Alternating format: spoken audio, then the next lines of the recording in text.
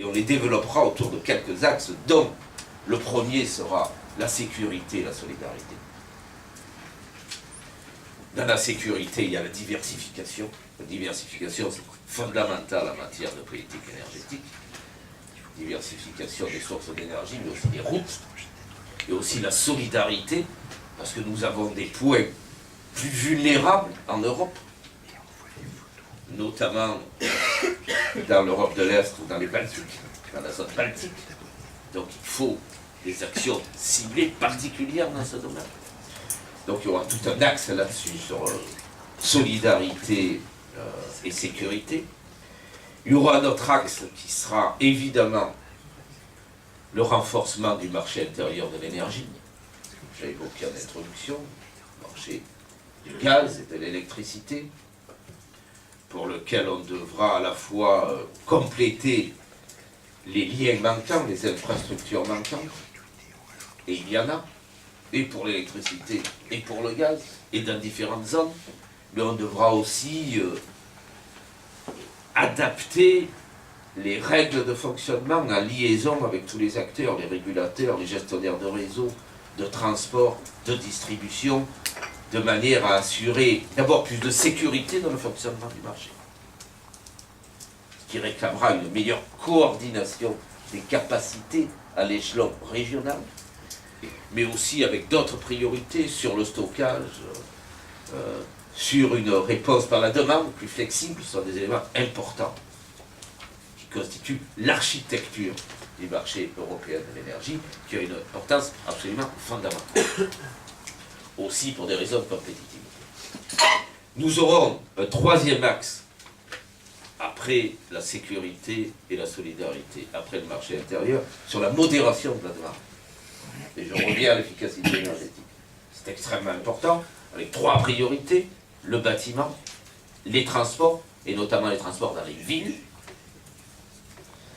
Et on voit bien qu'on arrive de plus en plus à maturité en ce qui concerne les voitures urbaines propres, hybrides ou électriques.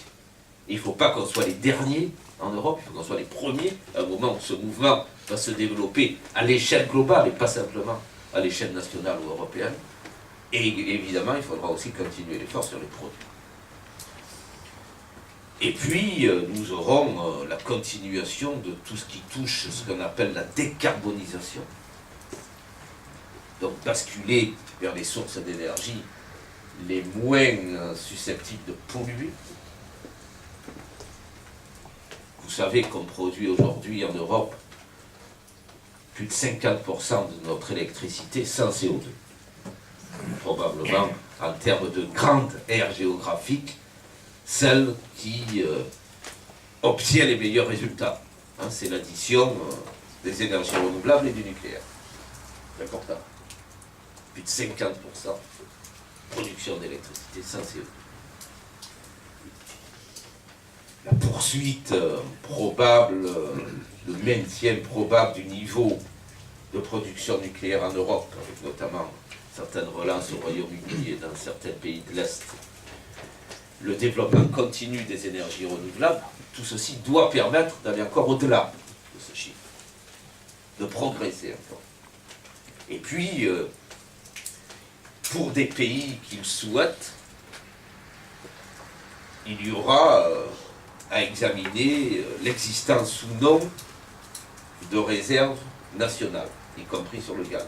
Il y a un certain déclin de la production européenne de gaz, mais il importe d'y regarder de plus près, et d'abord de regarder ça sous un angle plus scientifique, c'est-à-dire quelles sont les réserves existantes en Europe, quel est le véritable niveau, la dimension des réserves, la géologie autour des réserves, et est-ce qu'il est possible d'avoir des exploitations qui en même temps maîtrisent ou ne mettent pas en danger l'environnement, notamment tout ce qui concerne la protection des eaux souterraines.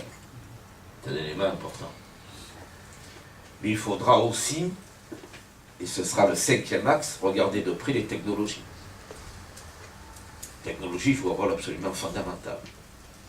Et les technologies, c'est tout ce qui touche l'ensemble de l'activité du secteur énergétique.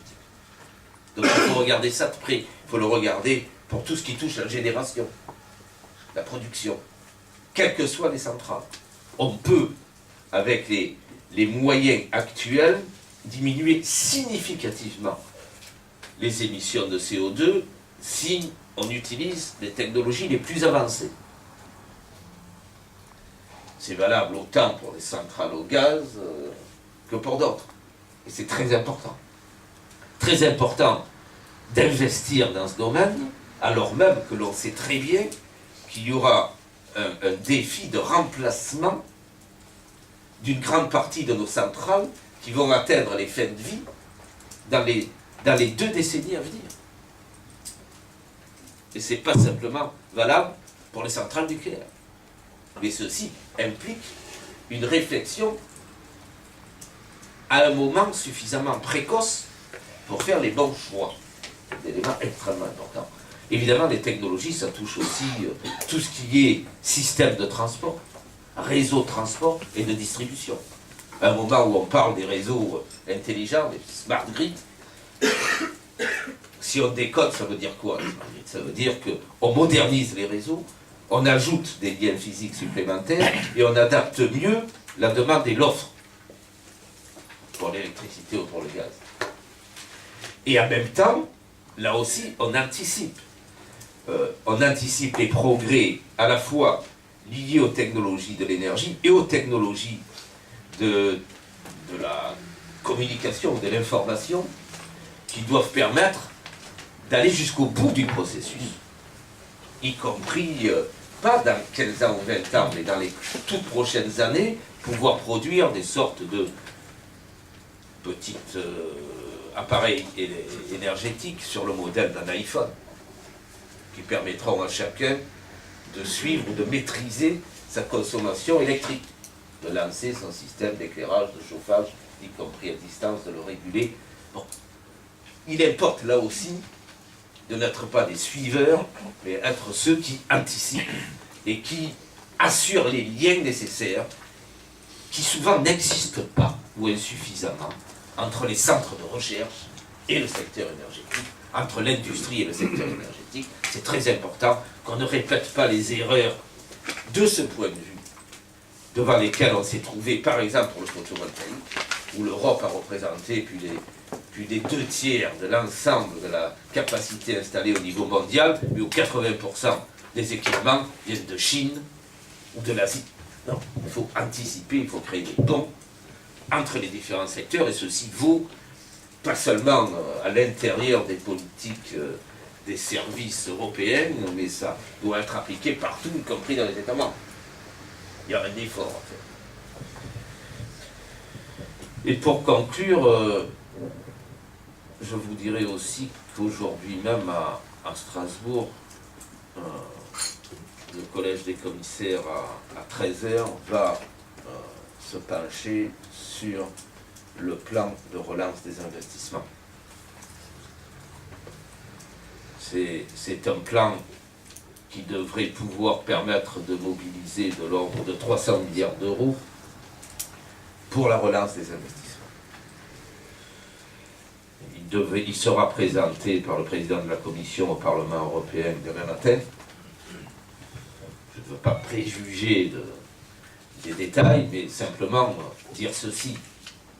Si vous regardez la situation en Europe en général, les investissements ont baissé de l'ordre de 15 points, 15% depuis 2007.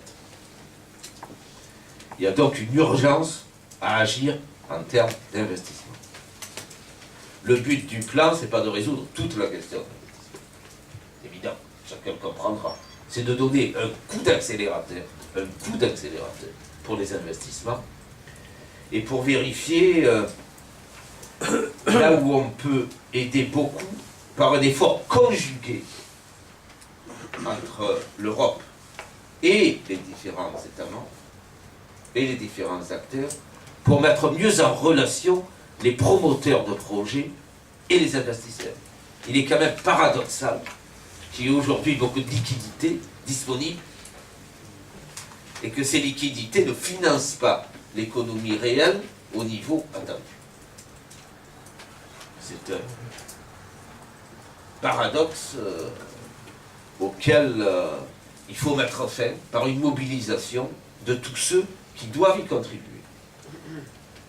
Y compris d'ailleurs les banques publiques d'appui à l'investissement.